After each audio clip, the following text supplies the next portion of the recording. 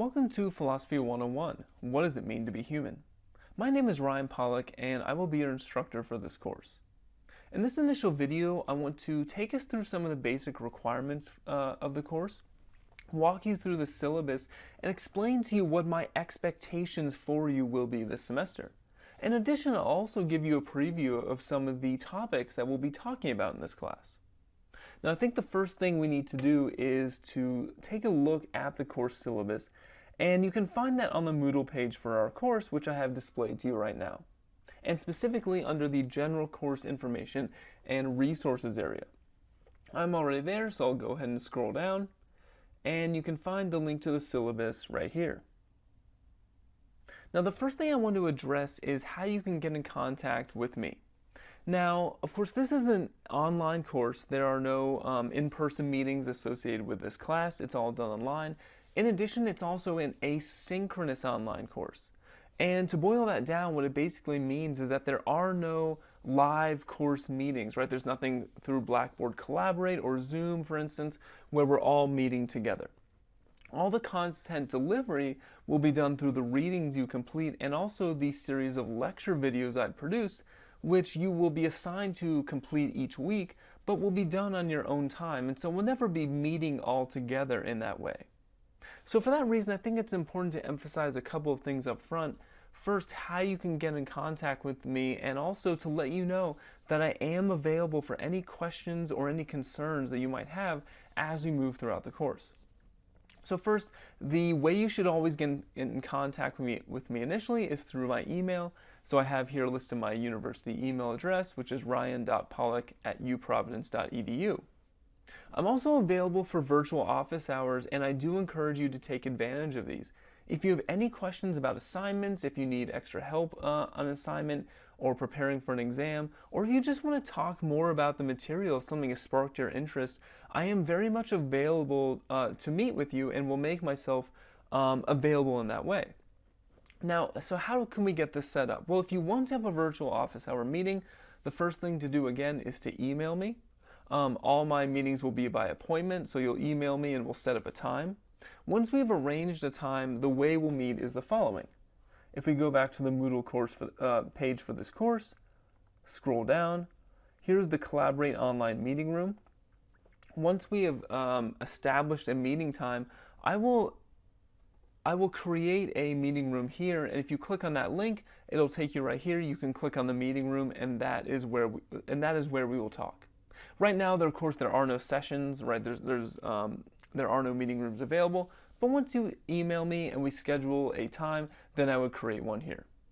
So again, I want to emphasize that, again, although online classes could seem like an alienating experience because you don't have that sort of face-to-face, in-person contact with me and also your peers, I want to make very clear to you that I want to be as available as I can in order to make you feel connected to the class and make sure that all your questions are answered. The second thing I want to say is just a little bit of a preview of the content for this course. So the course is entitled, What Does It Mean to Be Human? It serves as an introductory philosophy course. And because there's a decent chance that not many of you are very familiar with philosophy, it's a subject you may not have come into contact with in a very rigorous or detailed way, it's worth saying a few things about what we'll be talking about this semester, although actually some other videos you'll be watching this week will go into this in a little more detail. But I'll start by just saying that here are some of the basic questions that philosophers think about and that we'll touch on in this course. Does God exist? Where does morality come from? Do human beings have free will? What does it mean to be the same person over time, and is it possible to survive my own death? How do I live a good life? What is the meaning of life? Is my death going to be a bad thing for me, and how should I live in the face of death? These are all fundamental and basic philosophical questions which in some form and fashion we will be touching on this semester. And one thing you might wonder about is to say, well, these questions seem rather abstract. These questions don't seem to have the same practical utility that maybe other questions that other courses would discuss have for my major, right? So, knowing discussing the meaning of life or whether human beings have free will, how is that going to get me a job? How is that going to help me make money? How is it going to help me make friends and influence people, as the title of a famous book once said? Well, one thing to say is that the material we discuss in this course isn't primarily valuable just because of its narrow practical utility. It's not primarily valuable because it'll allow you to get your dream job or make money or maybe even make friends. The utility, the usefulness, the value of the material we will discuss in this class is primarily based on the fact that you are a human being and that you live a human life. And so just take one example of one of the questions I was just mentioning. This idea of, is my death bad for me, and how should I live in the face of death? It's interesting once you start thinking about the fact that human beings are somewhat unique in that, not that we will die, many other animals, all other animals do die, but we're unique in the fact that we're aware that we're going to die. We're aware that we're going to meet our demise at some point. And if you continue to think about it, just think about how much of your life is structured by the very fact that you're not immortal, that your life is going to end at some point. Think of all the decisions you make and how they would be different if in fact you just simply lived forever. And when you think about how the extent to which that sort of question structures our entire existence, it really is somewhat alarming, maybe in fact very interesting, how little opportunity our daily lives give us to think about that sort of question. Because in our daily lives, we're concerned with your schoolwork or your job or finances or children or family life, right? There's all these sorts of demands that every day our lives are making on us, and they don't actually give us the opportunity to think about the deeper and more fundamental questions about God and the divine, about morality, about living in the face of death.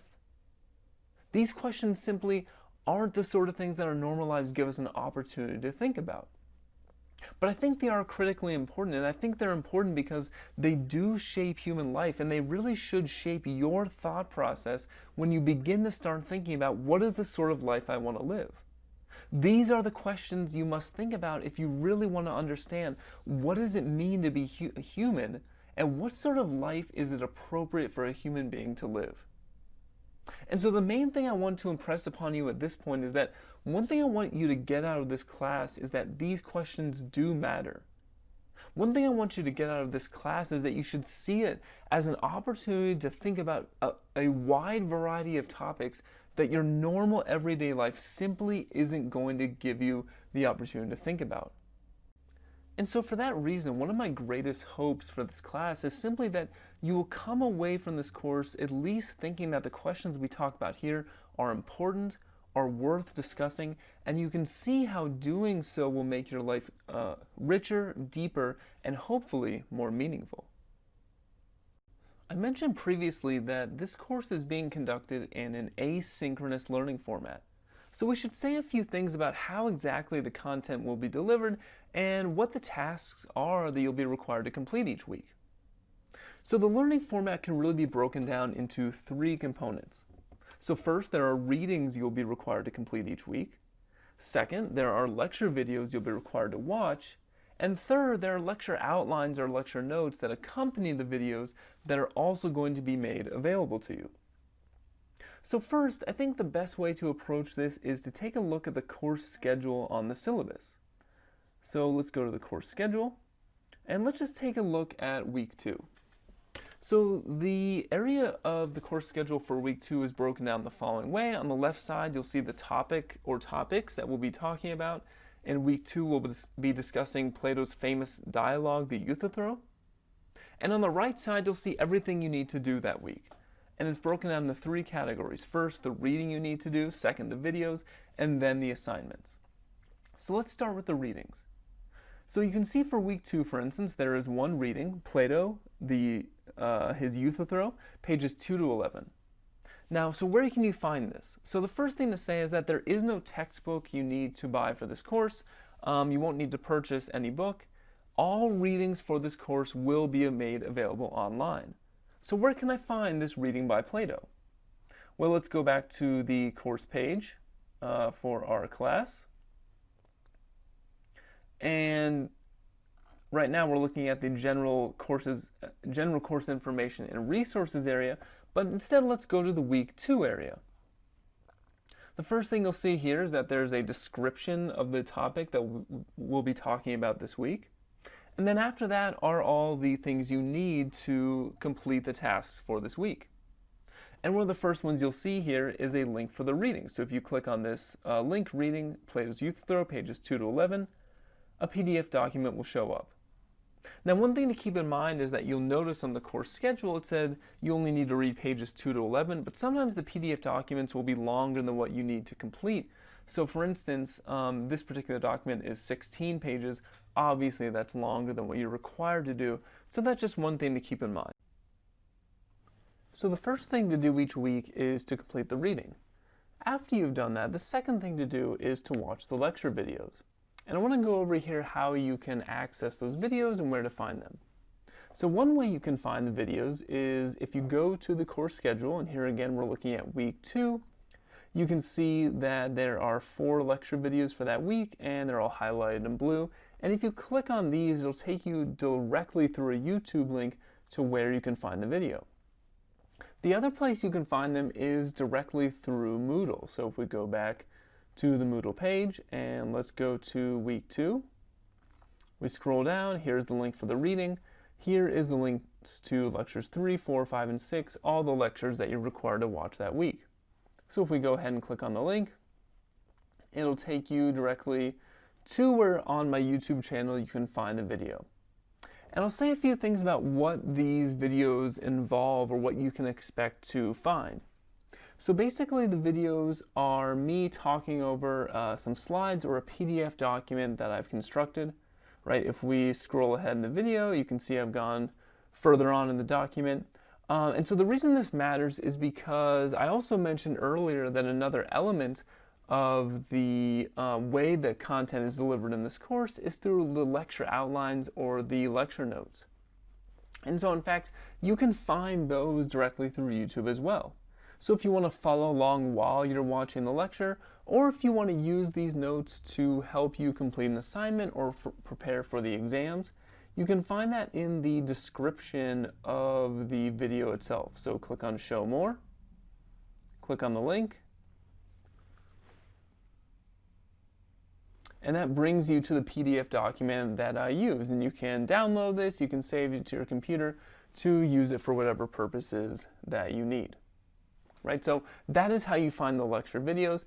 And so that, along with the notes, along with the readings, those are the primary methods in which content will be delivered in this course.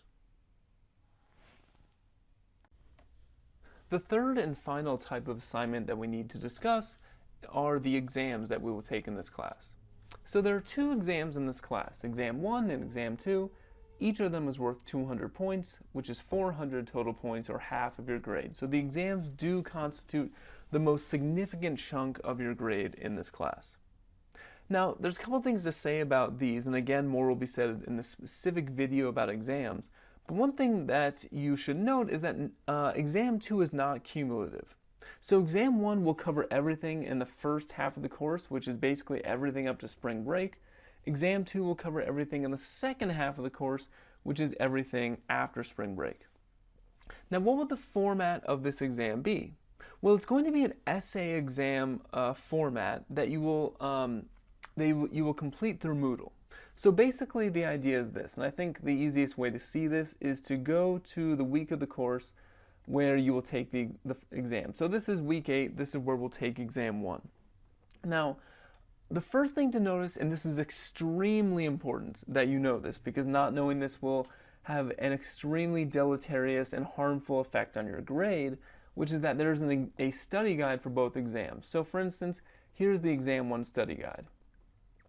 And I'll have more to say about this later, but if you just look through the Exam 1 study guide, and we scroll down, you'll see that it contains a set of possible essay questions. So here's possible essay question 1, and 2, and 3, and etc., etc. And in this case for Exam 1, I believe there are 6 total, right? Yep, and that's correct. There are 6 total possible essay questions. So how the exam will work is that, and notice that these are available to you right now. And the reason for that is the following. I want to encourage you, because I think it's really the best way to learn and reinforce the material, I want to encourage you to begin preparing for these questions as soon as you can. Right, by the time you get to the week in which we'll take the exam, the idea is that you will already have written out responses to each of these 6 essay questions. You'll already have the work done, and by the time we get to the week in which you take the exam, you're sharpening them up, you're adding content, you're making sure everything is right. But the way in my mind in which I think it would behoove you the most prepare is to make preparation for the exam a gradual process that occurs throughout the course of the semester. So as we cover the material, you then write out your responses to the essay questions. And again, I will say more about what I'm expecting from those essays in the video on exams. But in terms of the format, right, the idea is that these are the 6 possible essay questions. And they can all be found on the study guide in advance. In fact, they can be found there right now. And so what will happen when you click on the link for exam 1, this is the program that will administer the exam. What will happen when you do that is that it will randomly select 2 of those possible questions. And those are the ones you'll be required to submit answers to. And you'll notice when you click on that program, you'll only have 20 minutes to complete the exam. And you'll say, well, that's not enough time for me to answer those questions, and that would be correct. Right, the idea again is that you will already have on 6 separate documents answers to all the possible essay questions. And once you click on the link for exam 1, all you'll have to do is upload the answers to the specific questions you were asked to respond to. Right, and this is extremely important to know, and I will be emphasizing this again, maybe to your annoyance because I've already said it. But it's extremely important that you do not click on this link, that you do not begin the exam until you have responses written out to all 6 possible essay questions. Right? Because if you don't have a response written out to one of the essay questions and you click on the link to the exam and you begin the exam, you'll have 20 minutes. 20 minutes will not be enough to write out a full answer which is complete and will earn a good grade, and you will do poorly on the exam. So you don't want that, I don't want that. So make sure you watch the video on exams and make sure that you have your responses to the possible essays written out in advance before you begin the exam. Okay, so that's the general format of the exam. In terms of how many points it's worth, I said each exam is worth 200 points, which means each question in the exam is worth 100 points. So you really do want to take these essays seriously. 100 points is a significant chunk of your grade, right? That's a very significant chunk.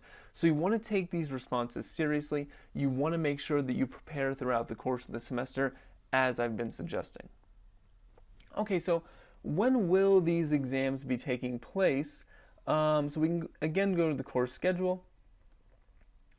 And so for instance, the first exam, it'll open up, right? You have an opportunity to submit the exam beginning on Monday, March 1st at 8 a.m. And you will have to complete the exam by March 5th, Friday, at the end of the day, right? And so you'll have basically a period of 5 days in which you can open up the exam and complete it, and there won't be anything else for you to do during that time period. The exact same format for exam 2. Obviously the content will be different, but the format will be exactly the same. There will be a study guide, there will be a program which you open up and it asks you to complete 2 essays. And in this case, the program will open up on April 26th, Monday at 8 a.m., and you'll have to submit by Friday, April 30th, by the end of the day. So that's all I'm going to say about exams for now, just to give you a sense of the due dates and the format of the exam. But please, please, please, I really can't emphasize this enough. If you don't watch any of the other videos on the assignments, although you should watch them all, but if you don't watch any other videos, make sure you at least watch the exam one, right? There is information in there which if you don't understand, if you are confused about the format of the exam, it will cause you to do very, very poorly. So now that we've discussed all the kinds of assignments in this class, let's talk a little bit about how your final grade gets put together. So if you take the 20 discussion forums, the 4 response papers, and the 2 exams, that gets you a total of 800 points, and that 800 points will be converted to a letter grade based on the grade scale that you see here. Now, there's a couple loose ends to tie up. One is grade adjustment at the end of the semester. So let's say you have what I would consider to be a borderline grade. And how do I define that? What I mean is a grade that's within 20 total points of the next highest grade bracket. So just for an example, let's say at the end of the semester you had 700 points. Now, where does 700 points put you? It puts you in the high B range, and it puts you 20 points away from an A. And so I consider this to be a borderline grade. And so the question is, will there be a grade adjustment? Will I bump up your grade to an A? Well, that depends on your participation in class. And this is a system, I won't ever use this to bring your grade down a notch, down a letter grade, but it can be used to bring your grade up a letter grade. And so if you have a lot of substantive and quality participation throughout the semester, then I would consider bumping your grade up from the B range into the A range if you're within that 20 points. And what goes into my evaluation of your participation? Well, maybe most primarily the discussion forums, right? How substantive are your posts? Are they of a high quality? Do they display critical thinking? Do they show evidence that you have done the reading, right? And of course, quantity would be one thing I take into account, but for me, quality is going to be more important than quantity. But certainly if you're making a lot of quality posts that go above and beyond the minimum requirements, that's also something I would take into account. Beyond the participation in the discussion forums, also the response papers, if I see steady improvement in the response papers over the course of the semester, that's definitely something I take into account when I'm adjusting grades, because I do think that philosophical argument and analysis we'll be doing in this course is a learned skill, and so I would expect that your response paper grades would possibly be lower in the beginning, but could hopefully improve as we go throughout the semester. And so if I see that sort of improvement, that's something I take into account.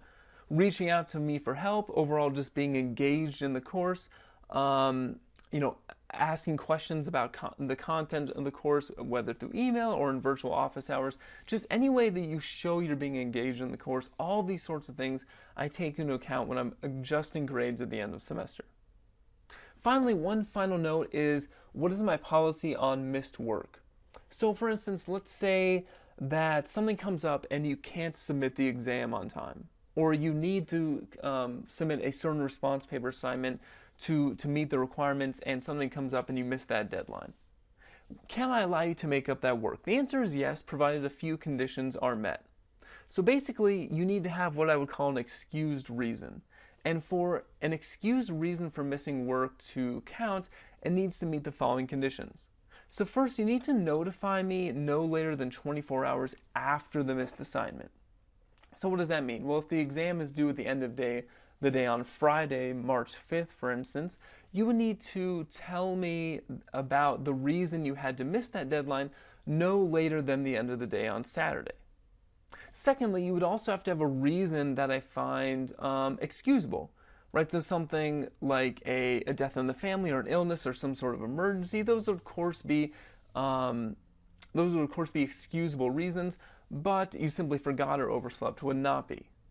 And of course, in general, the main thing to say here is communication is critical. I do take myself to be a flexible person on these sorts of things. If you communicate with me, if you tell me what's going on, if you reach out to me, then I'm more than happy and willing to make accommodations where I think it's appropriate and necessary. So the main thing I would really say is to make sure the lines of communication are open, and you let me know what's going on with you if you have extenuating circumstances that are not going to allow you to complete an assignment on time. The final thing I want to say here are just a few thoughts on grading in general, and also as it relates to this course in particular.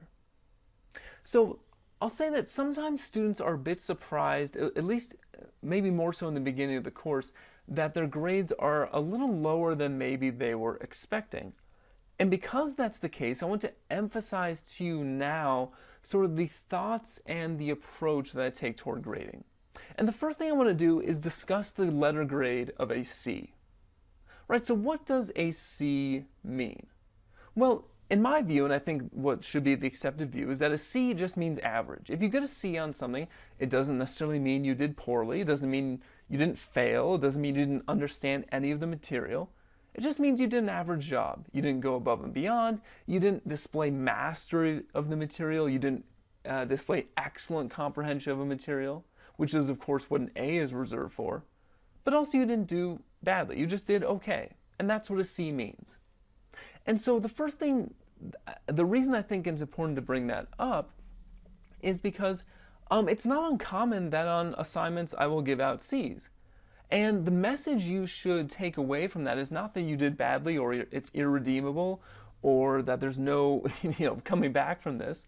In fact, if you look at the overall scheme of the grade, there's a lot of buffer built in through the discussion forums, which are mostly graded on a sort of participation basis.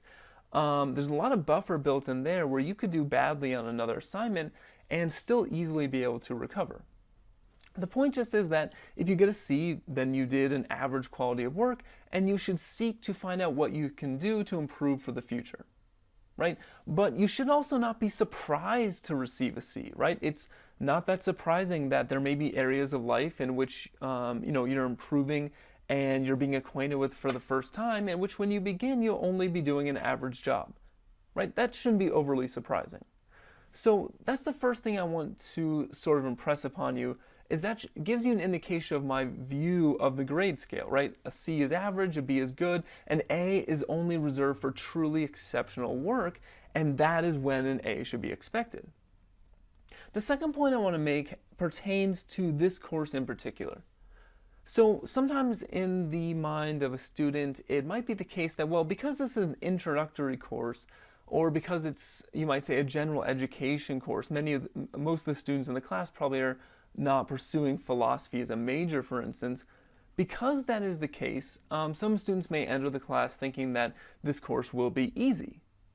But the main thing I want to emphasize is that neither the word introductory nor the phrase, the idea of general education, means that the class is going to be easy. Introduction just means that these are the basic things that someone approaching this subject for the first time should learn. But if the subject in itself is actually a rather difficult subject, then those basic things might also be rather difficult. For instance, you would never think that a course entitled Introduction to Neuroscience would necessarily be easy, because we have an idea that, well, neuroscience is a hard subject and it's complex and complicated, and so even the introductory material will be difficult. And I want to impress upon you that many of the topics we'll talk about this course, although I try to break them down in as simple a fashion as I can and make them as straightforward as I can, they do take a lot of diligent effort and attention. Philosophy is not an easy subject.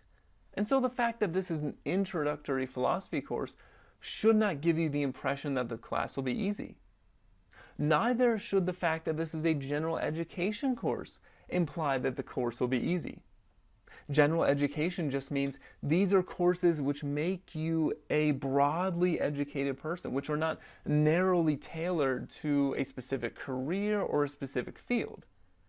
These are the sorts of classes you'll need to take to be overall a well-rounded human being, and I think this course plays a special role in that, insofar as our whole purpose, our whole reason for being in this course is to reflect upon what does it mean to be a human being, how do I live a good and meaningful human life? So the fact that it's a general education course doesn't mean it should be easy. It just means that it is part of the education you need to be someone who knows about a wide swath of things instead of just a narrowly tailored field. So I say all these things just to sort of set your expectations.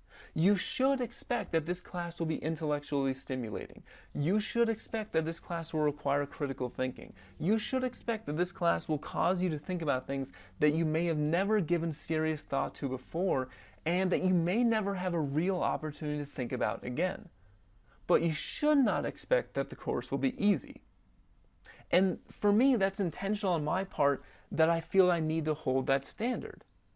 Because, of course, if I don't push you to get everything you can out of this course, if I don't push you, if I don't challenge you, it's unlikely you'll do it for yourself. And so it's for me, it's simply a very important part of my job that I hold the standard I do in grading, and that I make sure that those who receive A's, those who receive the best grades, really do show mastery of the material. That all being said, I don't want you to feel intimidated by this. Again, I am more than willing to help. I want to help you. I'm happy to help. I want to be available through office hours virtually. I want to do everything I can to make you succeed in this course and get as much out of it as you possibly can.